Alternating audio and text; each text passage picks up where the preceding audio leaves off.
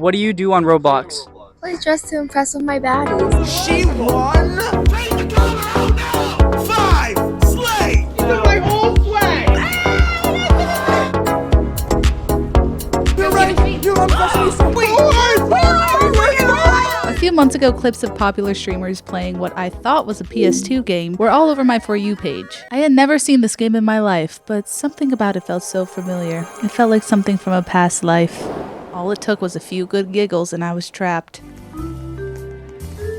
Before I knew it, I was in too deep. It's a fashion Roblox game called Dress to Impress. The game has been played over 2.8 billion times. The number of active users at any given moment fluctuates, but it's routinely well over 250,000. Dress to Impress had quite the summer. The winner this year of the Builderman Award of Excellence is Dress to Impress. Yeah! As did Charlie XCX with her album Brat. So they did a little collab. And when their collab released on Dress to Impress in September, active players spiked to over 651,000. The game is actually really simple. At the beginning of each round, players are given a theme, then 5 minutes to run around the boutique and dress their doll. After those 5 minutes are up, whether you're done or not, you are hitting that runway and emoting. Players then vote 1 to 5 stars. Top 3 average scores make the top 3 spots on the podium. Bada bing, bada boom, it starts all over again. What makes Dress to Impress so impressive to me isn't the fact that I have Dress to Impress nails right now. You're joking. You're joking. This is the work of an artist Michelangelo found dead in a ditch. It's not the fact that the nail tech named Lana has demonic lore.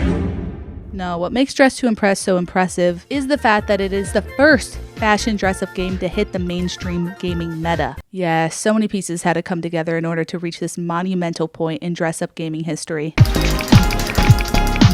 In order to know her, you have to know her. Hello? We start our journey through time in the 1800s. Girl, what the hell? Now, you may be thinking, hey girl, I clicked this video to watch the evolution of dress-up games, not to be in the 1800s. Why are we here? I promise we're not going to be here long, but we do need to pay our respects to Little Fanny. Dress-up as an active play has been happening for a very long time, and it reached a whole new level with paper dolls. And that's where we're going to start our journey. Little Fanny here was the first manufactured paper doll in 1810, and she really gave commercial legitimacy to paper doll dress-up. Little Fanny had a cardboard slipcase, 7 cutout figures, 1 movable head, and thank God, 4 different hats. She was actually the main character of a toy book, where we follow Little Fanny's journey of virtue. You are meant to dress up Little Fanny according to the instructions of the book. At one point in the book, she becomes idle and vain, so she ends up poor and begging for bread. But she overcomes these trials and tribulations and was restored to a modestly dressed girl holding a book, thank God. No longer proud, lazy, or vain. Little Fanny, if you could only see the mark that you left on the world. Wow! Whoa! I think you'd be proud. Hey, I'm not going to bore you with the details of the next 100 years, but it's important that you know in the 1930s and 50s was known as the golden age of paper dolls. Wow, paper dolls were at their peak commercial consumption during one of the most financially devastating eras in United States history? Yes. What are paper dolls made out of? Paper. What is really cheap to make?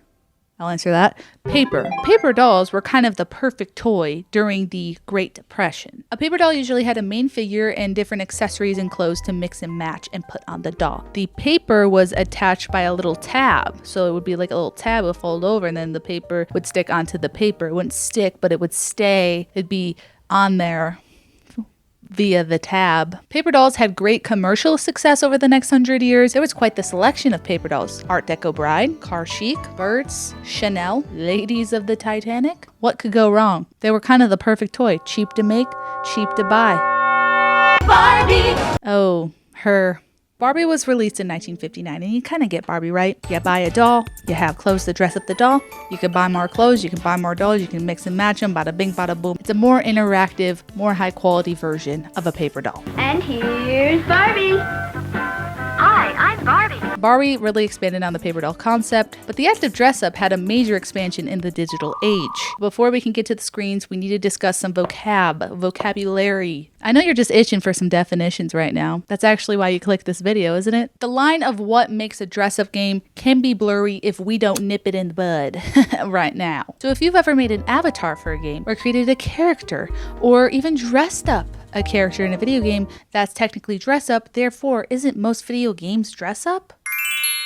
Not in this context, no. What we're discussing here today is the difference between doll play and identity play. The European Journal of Social and Behavioral Sciences published a paper in 2016 of the significance of dress-up games on children's materialism. Very interesting read if you want to learn more about this topic from an academic sociological perspective. This and all of my other resources will be linked in the description. Thank you. These two modes of play are explained in this paper, and we're going to be talking about them a few times in this video. In the doll play model, the doll is distinct from the player themselves. In identity play, it's usually an avatar or a character that you play as in the game. Hence, unlike doll play, the character in identity play is merely considered a form of personal expression. Now, if you black that out, no problem. We're about to run into the definition of a dress-up game, so open your ears. Generally, these games simulate clothing and apparel for various possibilities. Dress-up games allow players to literally clothe for the occasion, where they can modify the character's appearance for a specific venue or theme. The distinction that I'm making for this video is that I'm going to be talking about games where the main gameplay is dress up. Anything that happens around that, like lifestyle, simulation, or mini games, are all ancillary. Now that you've graduated from Dress Up University, it's 1991. You were in school kind of a long time. Paper dolls made a comeback, but not in the way you may think. No, these babies are on the computer. Japanese Kisekai Set System, also known as KISS, was the earliest form of digital dress-up. Users could download KISS readers and pick from an array of different dolls and engage in drag-and-drop style, mix and match dress-up. Early KISS dolls were inspired by origami kimono dolls, popular Japanese dolls, as well as manga and anime characters. An entire universe of different clothing options and doll options have opened up.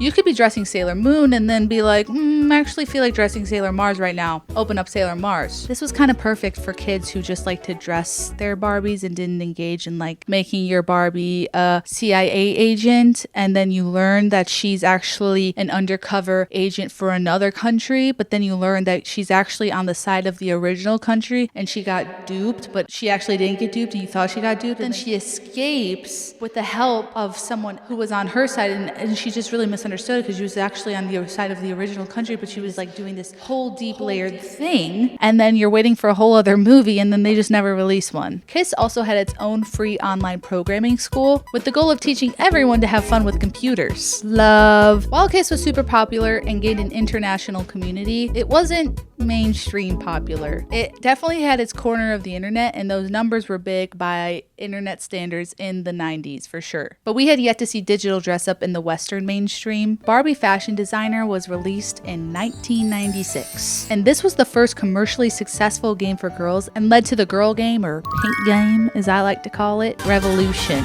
This wasn't even the first Barbie game ever made. The first Barbie game actually did kinda have a dress up aspect where Barbie had to go on a date with Ken and get ready. Hi Barbie, it's Ken. Would you like to go to the pool? Sounds like fun. This is as far as I'm gonna go with that. Barbie Fashion Designer was so cool. You could design an outfit, have Barbie model it, and then you could print it out and put it on your Barbie. AI this, AI that. We were printing clothes in 1996. It wasn't trying to replace Barbies, but it also presented a new way of playing with your Barbies. It was a perfect symbiotic relationship. To just emphasize the significance of this game, it outsold the original Doom game and was inducted into the World Video Game Hall of Fame in 2023. At a time when most games were marketed toward male players, and many executives doubted that a game for girls could succeed, this game proved that there was an entire demographic they shouldn't have been ignoring. The inductee is Barbie Fashion Designer. I want to make history. And that's what this is. This game did get a lot of criticism, so Mattel didn't make another fashion game for like 10 years, but it's a give and a take. Barbie Horse Adventure, Barbie Secret Agent. Barbie Fashion Designer made it clear that there was a market for the dress-up concept in gaming. Besides some really bad ones, consoles and CD-ROMs didn't see much from fashion or dress-up for quite some time, but she was there.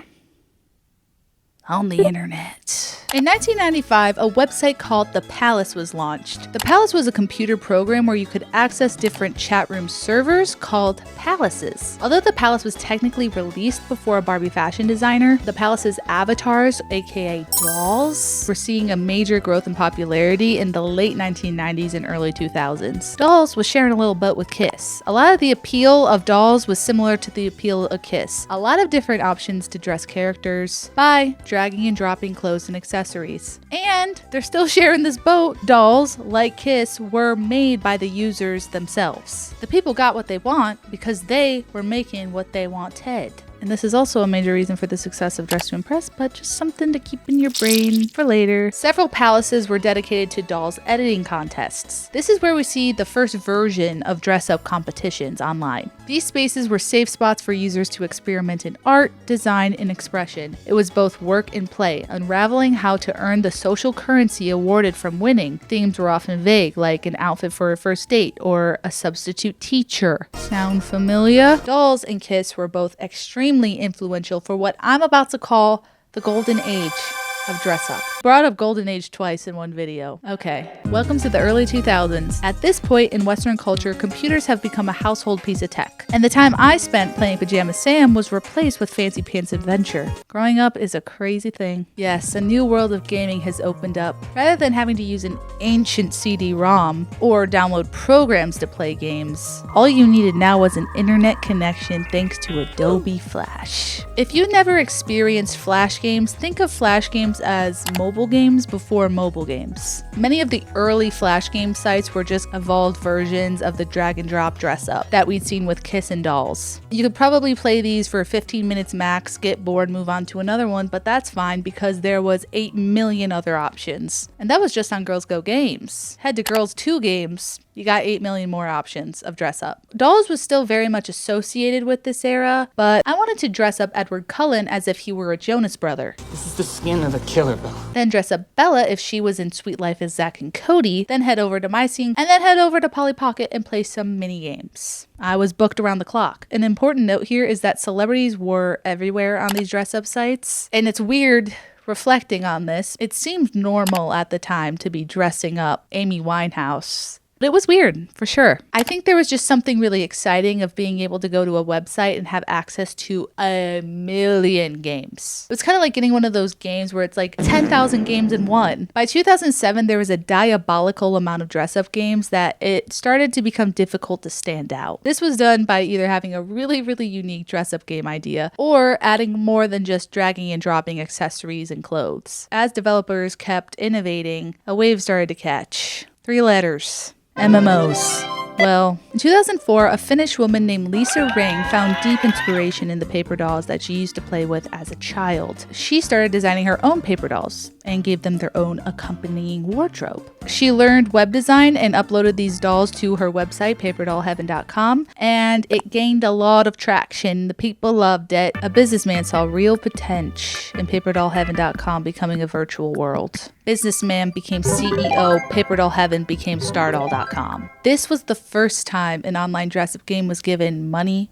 time, and energy. Jeepers, did it pay off. I cannot overstate the cultural significance and success of STARDOLL.com. I actually spent most of my virtual world time in Club Penguin, and I just wasn't ready to move on to another virtual world. Even though STARDOLL did intrigue me, I built a life in Club Penguin. But I brought in a former STARDOLL YouTuber and expert, my best friend Angelyca. STARDOLL consumed many years of my adolescence. Maybe it started in 3rd grade and I played almost every single day since maybe 6th grade. So from 3rd grade to 6th grade, you were playing STARDOLL daily? Yes. Damn. I have been chronically online for 20 plus years. STARDOLL really expanded on the drag and drop dress up concept rather than making it a secondary mini game. You ever come on STARDOLL and dress celebrities? That's the best question. I've dressed up like everybody. I just did 50 Cent the other day. You're able to like dress up different celebrities and a lot of their like famously photographed outfits. But then you're also able to have your own paper doll that you can make in the image of yourself or just like your character that you want to create. While it kind of like started with having online paper dolls, it slowly became so much more because you had your character and then you were able to like customize your character with like makeup, skin tone, body shape. Then you were also able to go shopping online, and then there was almost this sort of like thrifting aspect, and then you could design your own clothes. And then STARDOLL had their own magazine inside the game. So then at the same time, you were competing to be their cover model. You could even have a house for your STARDOLL. So like you could be like doing interior design along with all these different forms of self-expression through like makeup and clothing. STARDOLL did have the identity play aspect where you could dress your own character, have your own home, have a bank account pretty much. But the core of it was good old-fashioned doll play. STARDOLL wasn't really tied to a franchise like Polly Pockets or My Scene, so there wasn't almost like a brand tied to it. It was just more dynamic than the other online games like Doll Palace, where you just drag and put on the outfit. There was almost like this competitiveness to it because obviously you wanted to look good, but you also wanted to look so good that you could be cover girl. Was it kind of a thing that like everyone was trying to be cover girl, or was it kind of just more competitive players were trying to be cover girl? Everyone was like, you could like go visit other people's dolls in their houses. You could leave a little message and they'd be like, vote me for cover girl. Everyone was trying to do it. Oh, so it was like by vote who would be cover girl too? Yes. Very Okay, American Idol-esque. Becoming cover girl was a hustle. Girls were posting their campaign videos for people to vote for them weekly on YouTube. Was it like once a week or once a month? I believe it was every single day. The thing about STARDOLL is it was an operation. People were working 9 to 5 for STARDOLL.com. They had employees who needed to be paid, even though they did make Lisa retire before she really wanted to. So the first thing was coins. You could get it from dressing up people and stuff, but then there was STARDOLLars, which is something that you could only get from purchasing. Did you feel like you kind of had to spend money to get the good stuff, or could you be a like free-to-play player and still be able to get like cover girl? I feel like when I was still playing, you could do a lot with just having the free money or whatever, but if you wanted to rise to that elite level, you would have to definitely buy the STARDOLLars because you just get so much more stuff. And I actually tried to play STARDOLL maybe like a year or two ago, and you just need money flat out. Like, there's almost like literally nothing you can do. It's pretty bare bones nowadays. When you were younger, did you spend money on STARDOLL? I would say it was my parents' money, but I did. And I may have accidentally spent way more than I was supposed to. Was STARDOLL the game where you almost got hacked? STARDOLL was the game that I got hacked on. Kids, if anyone wants to give you a makeover, it's a scam, and they're going to hack your account. RIP Apple Tree 123. She was the account that I bought all the STARDOLLars on. Oh my god, it's like they clocked it too. You had all that cool stuff. I think it inspired me to try and be more innovative and creative because you would just go through like the cover girls like houses and stuff. I would never put that and that together, or sometimes the girls would lay two things over each other and it would almost create something else, and you're like, how are people like this creative? Although STARDOLL was the cream of the crop when it came to virtual world dress-up games, doesn't mean that dress-up didn't exist in virtual worlds. Virtual worlds, or MMOs, were the place to get people to commit to more than 30 minutes of gameplay. And also my first experience with microtransactions. Many of these virtual worlds focused on identity play. Yes, dress up was not the game. I'm bringing this up because even though the games themselves were identity play, a lot of players would play with doll play in mind. My niche virtual world that I was obsessed with was Winky. Basically, it was like every single other virtual world website where you would go onto a different server, chat with people in different locations, collect clothes, and kind of just hang out. Try your best not to get your account hacked. Because what I'm about to talk about happened in Zwinky, I imagined it happened in many other virtual world games, and that's fashion shows. Do you remember the Zwinky fashion shows? Zwinky fashion shows walked so Dressed to Impress could run. What would happen in Zwinky is people would go to a large crowded area on the server, like the park, and simply type fashion show in my room in all caps. You would fill up your room with people. You could be the judge, or if you wanted to be a participant, you would simply just sit and wait in crowded locations until somebody said fashion show in my room, and then they would give different themes. You would dress in those themes. If you got a cake, you were in. If you got a balloon, you were out. Me and my friend Caitlin were obsessed with Squeaky fashion shows. There was a flaw in this system, and that was the fact that if you were a new player and had no clothes, but I had put time and money into my Zwinky account, so I had a lot of different clothing options. It gave that competitive element to the dress up that I was yearning for. I like that competition. It fuels me. And it makes sense why Dress to Impress is so addictive, because at least you can rank up. We have been on the internet for so long. I think it's time we go offline. Time to go back to console video games. Console dress up games were few and far between before 2005. Even girly franchises like Barbie, Polly Pocket, Strawberry Shortcake, Bratz, My Little Pony didn't get fashion console games. There were a few games that included dress up, but the main gameplay was usually adventure, like a platformer or doing fetch quests. The earliest game I could find on console was a Japanese game called Dream Change. This was released in 1995 on the Casio Loopy. Based on my research, this was the first dress up game on console. By my research, I mean the research of Reddit. Devastatingly, it did not sell very well. Could it be because it was on the Casio Loopy? Maybe. I know this is really shocking, but game companies had yet to take a fashion or dress-up game seriously. This was until the most important console for pink game media was released, the Nintendo DS.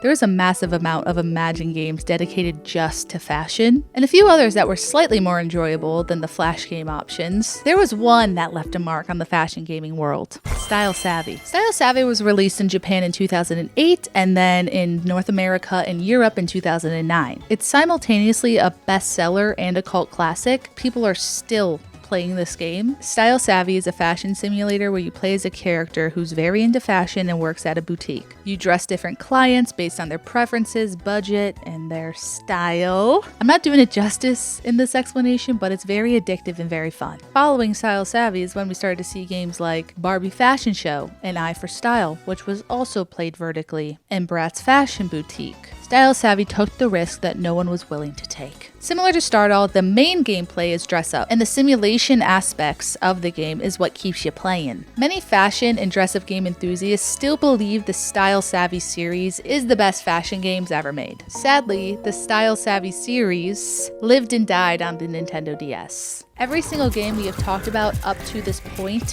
has led to Dress to Impress. Dress to Impress has become the trendiest fashion game ever. Why? It's an easily clippable, memeable game. And I hate that I just said memeable, but it is. That's how I found out about Dress to Impress. Stop it!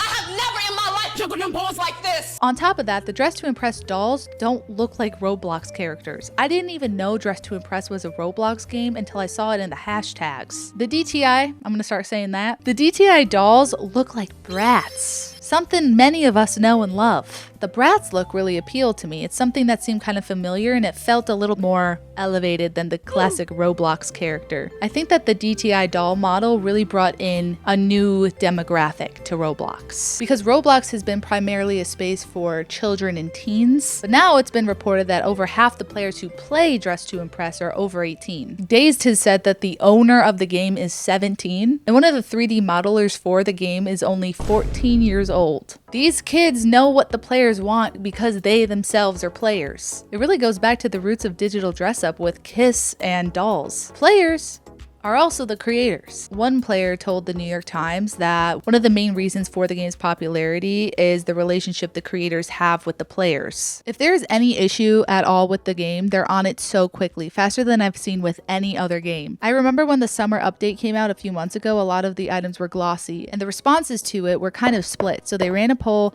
and they ended up going with what the majority wanted. Many games do not see this ever because they're run by ginormous companies. So change is difficult there. Dress to Impress is a Roblox game and it's very on the ground. Now, the point of contention a lot of people have with the game is because a lot of the players are very young, they will just vote for the outfit that they think looks the best and not necessarily the one that's the most on theme. Ready, set, go. Hey, nice. What? I'm in actual No way. shock. It's funny, but at the same time really frustrating. So the creators of the game have added new servers, like VIP only servers. I think there's even one where you have to reach a certain level in order to be in that server. So people who take the game more seriously might have a better experience in those servers. On the surface, the game does seem a little bit basic and a little vapid, but if you play for a little while and you engage with the other players, you start to realize that this game has had a lot of work put into it. Game Theory just released an entire video on the nail tech named Lana's lore. The person who was working on the Lana lore had to take a break because they needed to study for finals. Dress to Impress, I would argue, is not pay to win. Yes, you can pay for VIP and get access to a whole extra wardrobe. And yeah, paying makes winning probably a little easier. People have gotten really creative with how they layer their outfits. And it really reminds me of when Angelyca was talking about how in STARDOLL she would see other players doing some really insane innovations, and it was just so baffling to her with how creative people could get with the game. Dress to Impress is also super accessible. It can be played on a phone, an iPad, a computer, and it's free. And finally, the reason we got to this point with Dress to Impress being at the top is the competitive element. The competition is the best part of the game, for better or for worse. Thinking about the time I was panicking to remove an accessory and accidentally removed all of my clothes. Sometimes you beat yourself. I wanted this competitive element with my fashion shows in Twinkie. The unpredictability keeps the people playing. There's a desire to win. There's a piece of so many dress-up games in Dress to Impress, which is why I feel like so many people my age find peace playing it. Oh, peace and peace. Peace and peace. Yes. The stepping stones it took to get to this point were super necessary and important. But now, an activity that players in virtual worlds have been organizing since the 90s has a place. It just makes sense that we're here. A girl named Amira had a quote in the New York Times that I think perfectly closes out this video. At 22, she feels she is one of the older players, and that the game and its design feel nostalgic for her, like many of the fashion girly games she played growing up. I think every generation needs its staple game, she said, and I think Dress to Impress is that for this generation. Lana told me she will corrupt your Dress to Impress game if you do not like and subscribe. Thank you so much to my members. I love you all so much. Thank you so much for supporting me and my channel. Can we make some noise for the nails? Can we make some noise for the nails? These are the most beautiful things I've ever put on my hands, and I'm obsessed with them. Love you all so much. Talk soon. Bye.